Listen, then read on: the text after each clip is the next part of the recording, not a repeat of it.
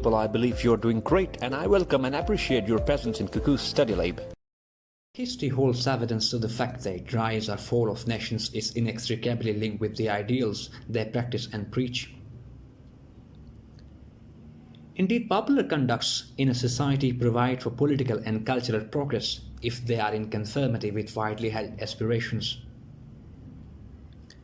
For instance, tradition of social and gender equality, reverence to the rule of law, across-the-board accountability, tolerance and progressive attitudes, and democratic culture are some of the building blocks that elevate a country to the mark of eminence.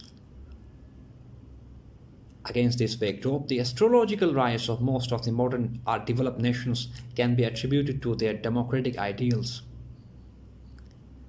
In the markedly contrast, developing and underdeveloped societies in the global south are mired in a dilapidated state of affairs due in part to the prevalent presence of non-democratic or hybrid nature of polity.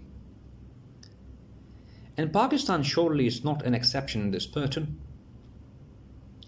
The country, its inception, witnessed scores of constitutional arrangements, practiced different models of government, and episodic intrusion of non-democratic forces into its political realm. Notwithstanding its experimental and uncertain political history, Pakistan is yet to draw lessons from the bitter past and evolve as a functional democratic nation.